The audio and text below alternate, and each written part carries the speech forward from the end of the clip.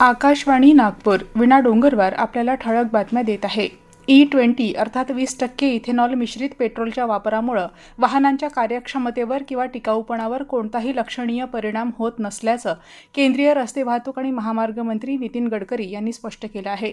राज्यसभेत एका लेखी प्रश्नाच्या उत्तरात त्यांनी ही माहिती दिली. राज्यांच्या वित्तीय व्यवस्थेला बळकटी देत विकासकामांना अधिक गती मिळावी या उद्देशानं केंद्र सरकारनं आज सर्व राज्यांना 1,09,000 कोटी रुपयांच्या कर वितरणाचा अतिरिक्त अग्रिम हप्ता वितरित केला. राज्यनिहाय वाटपानुसार महाराष्ट्राला 7,022 कोटी रुपयांचा अतिरिक्त निधी प्राप्त झाला आहे.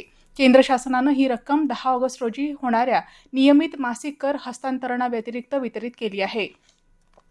राष्ट्रसंत तुकडोजी महाराज नागपूर विद्यापीठाचा शतकोत्तर 3रा वर्धापन दिन अंबाझरी मार्गावरील गुरु नानक भवन इथं येत्या दिनांक 4 ऑगस्ट रोजी सकाळी 11 वाजता आयोजित करण्यात आला आहे. या समारंभाला अध्यक्ष म्हणून कुलगुरू डॉक्टर मनाली क्षीरसागर तर प्रमुख अतिथी म्हणून महाराष्ट्र पशु आणि मत्स्य विज्ञान विद्यापीठ नागपूरचे कुलगुरू डॉक्टर नितीन पाटील उपस्थित राहणार आहेत.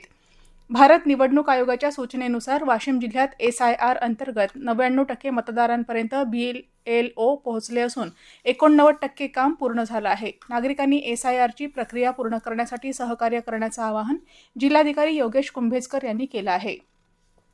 लोकशाहीचं मंदिर असलेल्या संसद भवन परिसरात संसदेचे सदस्य असलेल्या पप्पू यादव, राहुल गांधी तसंच इंडिया आघाडीच्या खासदारांतर्फे सनातन हिंदू धर्माचा अपमान केल्याबद्दल भाजप युवा मोर्चाद्वारे आज निषेध व्यक्त करण्यात आला. भारतीय जनता पक्ष नागपूर शहर अध्यक्ष दयाशंकर तिवारी यांच्या मार्गदर्शनात तसंच युवा मोर्चा शहर अध्यक्ष सचिन करारे यांच्या नेतृत्वात आज व्हेरायटी चौक इथल्या महात्मा गांधी पुतळ्याजवळ सनातन धर्माचा कथित अपमान केल्याच्या निषेधार्थ निदर्शनं करण्यात आली.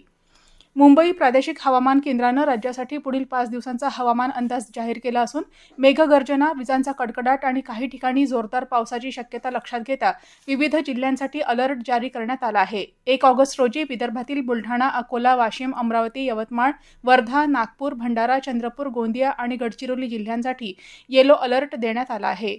याबरोबरच हे ठळक बातमीपत्र संपलं. यापुढील ठळक बातमीपत्र उद्या सकाळी 10:58 प्रसारित केलं जाईल. नमस्कार.